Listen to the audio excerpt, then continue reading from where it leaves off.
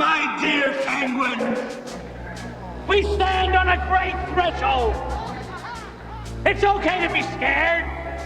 Many of you won't be coming back. Thanks to Batman, the time has come to punish all God's children. You know, the penguin thing was kind of crazy. To have all these penguins. But a lot of them were puppets. There were a lot of early computer effects, but a lot of them were real. And it's not easy to find a lot of penguins, and their mating schedules are very complicated. When they're born, when they need to mate, when they need to be cold, when they need to warm up. Action! The big penguins, the little penguins, it was a lot of fun, but it was very complicated keeping this going for months and months, and which shots had which penguins. We have 30 Blackfoot penguins and 12 king penguins make up the shooting group. They're going to add to that in various ways to make an army of thousands of penguins. All these birds here are hand-tamed. I wouldn't use any other birds at all. I'm like mummy or daddy to them, so I just gently persuade them with them. When we start teaching them to wear the gear, we have to put it on little by little, slowly first, so that if you just put it on, they'd be apprehensive about it. But we very slowly show them that the hat's not going to bite them, and gradually put it on over a period of weeks so that they're accustomed to it. Movie making is a somewhat unnatural thing to do, and you're always a little more nervous when you're working with children animals because you have to make sure everything is right. You're all doing a fine job. Okay. They love it here. What we've trained the birds to do is to come to a call, and when they get to where they're going, they each get a fish. And so they come to these puppy pens and with the bucket and the fish, and so we put the bucket, the puppy pens, and the fish where we want them to go, and whistle, and off they go, like magic. It works every time, it never fails. My babies. I live with them. They're my babies. The penguins had a great time. They just have to walk from one place to the other, and they got fed a lot. But there were certain things that penguins couldn't do. They couldn't actually fire the missiles on their backs because clearly that was dangerous to them. We weren't going to do that. They couldn't escort the dead penguin character down the ramp into the water. They couldn't do the things that in the movie they were required to do. So the production went to Stan Winston to develop and build penguin puppets who could work in close-up and were articulated to do some of the actions. Penguins had to act in this. So one of our big problems was the fact that we were going to be creating penguins that were a combination of animatronic puppets and little people in suits that would actually be on the set with live penguins. And for you as an audience not to be able to know the difference between which ones are the puppets doing what they're being told to do and which ones are the real penguins running around doing what they want to do. And it worked. We're building right here a prototype penguin. We haven't done anything as far as working on the cosmetics from this angle. We're working purely on the mechanics, the segmenting of the ring core, the radio-controlled 3-axis flipper that it's got. We take the actual fiberglass pieces and the UVEX vacuform understructures and try and make it move the same way the skeleton does. We're assuming that it's going to take 3 to 5 operators per penguin.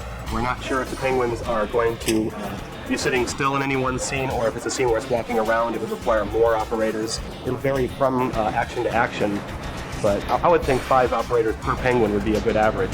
Are you talking to me? Are you looking at me? Are you looking at me? Why don't you look at them? Fine. What you're not seeing right now, of course, is all of the head will be totally mechanized. The beak is mechanized, the eyes will be mechanized, they will be able to emote.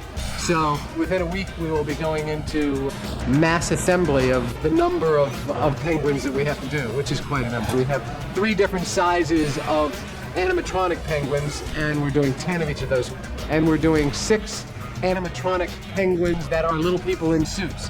So they're little people in suits, and they also have animatronic heads and wings. This too is just a prototype. The eventual finished piece will be a UVEX vacuform. Go ahead, just help put that on, Michiko.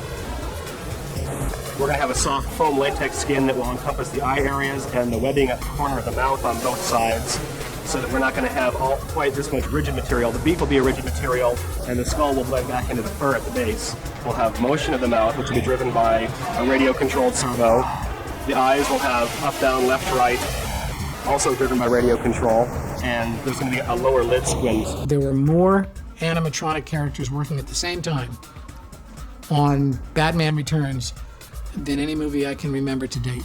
We did some studying. I want to say that there were a week or so before they moved everything down to the lot. We all met at Stan's studio for Penguin rehearsals and get to know your puppet and get to know how it's put together and the mechanics of it. This is how a bird moves. I believe the word you're looking for is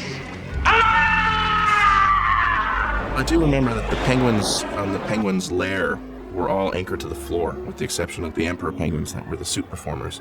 So all of those 30-some-odd puppets didn't do any walking, so it was all just wing flaps and head movement. So if Danny is walking up from his boat talking to his penguin children, all the attention was supposed to go to where he was.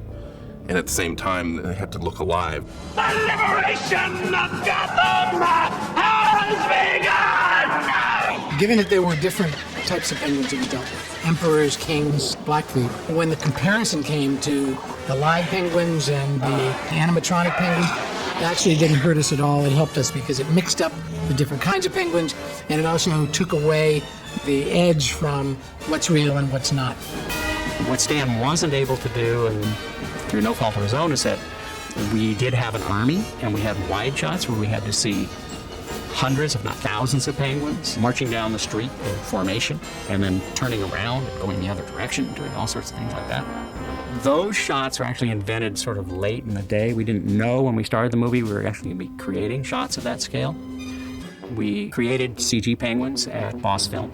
We drew a bunch of lines on a wall for height and scale and distance. And I spent a whole day filming penguins walking, stopping, doing things, so the animators could actually see what they did as characters. That was then turned over to our computer guys, fledgling group, follow what the penguins were doing in wireframe. So you'd start with a wireframe, so we'd get a nice walk going, a nice cycle. What that frame is for is to pin the skin on. At the intersection of each of these vertical and horizontal lines is a mathematical point. So the skin is then pinned onto those points. And now you have a three-dimensional thing with skin that's where it's supposed to be. And that was basically the technique. You make one penguin do something, and you multiply it 100 times. The wonderful thing about the penguins was how they walked and moved. They really moved like penguins, and they were a delight to work on. We had some real talent here. The penguins have reached Gotham's Square. Using all of these methods together, using digital animation, using real birds, using people in suits, using animatronics, using all of these technologies and blending them seamlessly is why the Army of Penguins worked so well.